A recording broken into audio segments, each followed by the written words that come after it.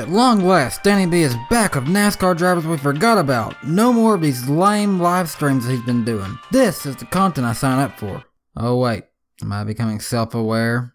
Am I breaking the fourth wall here? Anyways, let's get right into it here and provide you with 5 more NASCAR drivers that you may have forgotten about. Billy Boat.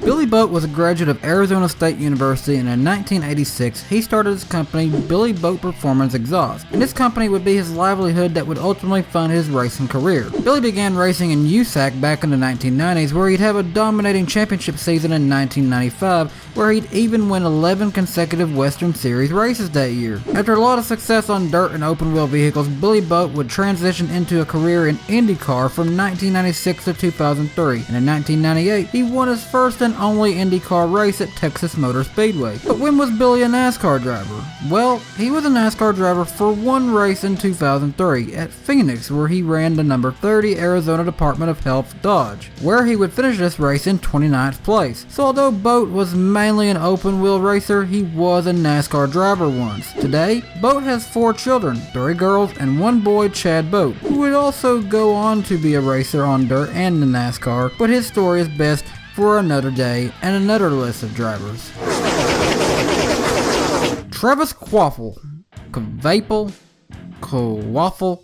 Whatever.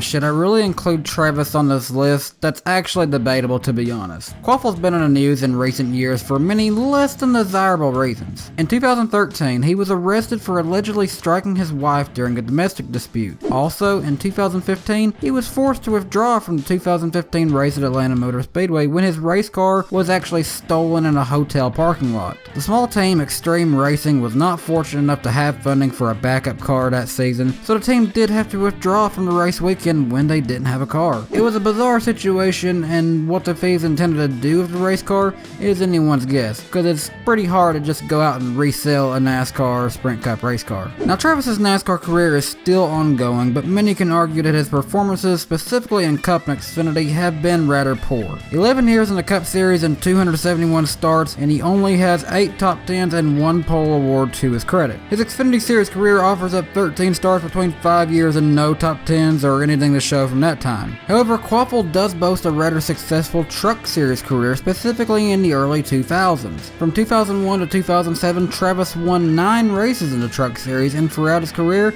he scored 52 top 5s, 86 top 10s, 4 pole awards, he led for 899 laps, and in 2003, he won the Truck Series Championship. Travis's career began so strong, but ultimately it fizzled out, and he just became another driver out there. Maybe one that you forgot about too. Hank Parker Jr. Okay, this is one that I've been looking forward to for a while. So, Hank Parker Sr. was one of the all-time legends in the sport of bass fishing and hunting. I'm also really big into bass fishing. I actually have a small business for designing custom wraps for fishing kayaks. You can check it out on Facebook at Fishing Kayak Wrap Designs by Daniel. Shameless plug right there. Which this business is doing rather well for me too, and I've also been very active in bass fishing tournaments over the years. And Hank Parker is one of the all-time greats of the sport, winning multiple fishing tournaments, and he has hosted many hunting and fishing television shows along the way. While Hank Sr. found his true competitive nature in the outdoors, his son Hank Parker Jr. found success and a drive to compete on the racetrack. While Hank Jr. did still appear in Outdoor Channel productions here and there, as he did share a bond with the outdoors with his famous father, he did primarily focus his career towards NASCAR. However, with that being said, Hank Jr.'s results weren't ideally the greatest. He started his career off with 42 starts from 1996 to 1998 in the NASCAR Southeast Series, where he'd go on to score 3 wins, 7 top 5s, 18 top 10s, 3 pole awards, and 506 laps led. Okay, so not too awful bad of a start, I guess. Then he would transition into a career in the Xfinity Series, where he'd see 137 races from 1997 to 2006, including 3 full seasons from 2000 to 2002. That time period would go on to be his most successful and longest part of his career, and he'd actually go on to pick up 2 wins in 2001 and 2002.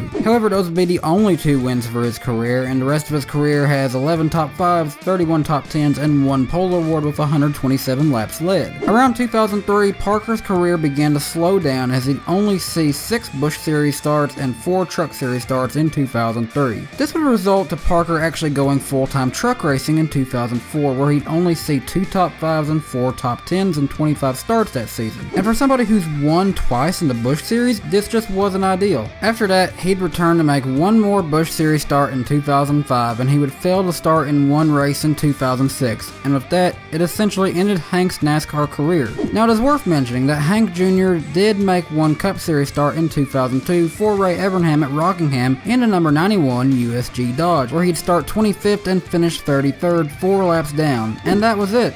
His career came quick, had some good highs, but it also would fizzle out rather hard. Ross Kenseth.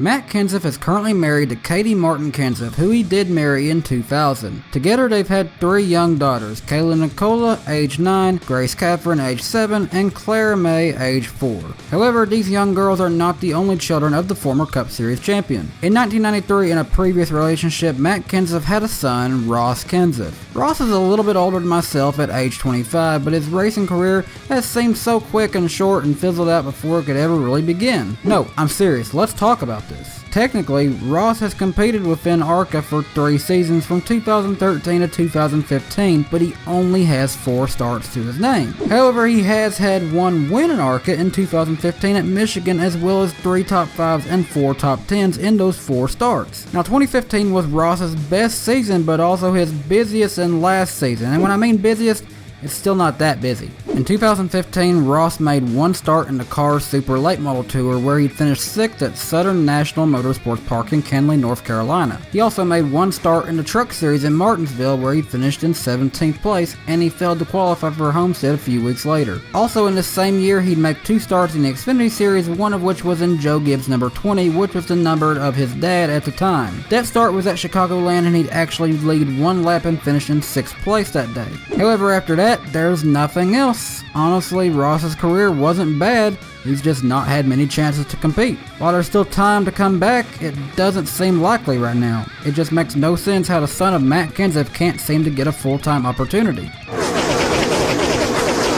Kimi Rikknen. Kimi Rikknen has cemented himself a very memorable career in the world of Formula 1 racing, having raced 283 races over the span of 16 years, where he's scored 20 wins, 99 podium finishes, 17 pole awards, and he's led for 1,229 laps. With an average career start of 6.5 and an average finish of 7.7, Rikknen is a Class A F1 driver and is worthy of a Hall of Fame career. However, in 2011, he crossed 1 title off his bucket list, NASCAR Driver, and oddly enough, these starts weren't at a road course like most F1 drivers would usually do. In 2011, Kimi would actually make 1 Nationwide Series start and 1 Truck Series start, both at Charlotte Motor Speedway, racing for Kyle Busch with sponsor Perky Jerky behind both starts. In his Truck Series outing, Rikknen started in 31st and finished in 15th. In the Nationwide Series run, he started in 22nd and he finished 27th 4 laps down. I don't think anybody ever really expected Rikknen to leave F1 for NASCAR full-time, but he did still manage to cross this off his list of things to do in his racing career, and I'm sure he had fun being able to call himself a NASCAR driver, and maybe one that you forgot about as well. And there you go, there's another list of 5 NASCAR drivers that you most likely forgot about. Know any more drivers you'd like to see on this list? Then go ahead and drop a comment down below and let me know, and give this video a like. If you want to support DannyBTalks, then you can do so for as low as $3 a month by pledging to me on Patreon like this guy right here. If you're new here, then go ahead and hit the subscribe button right now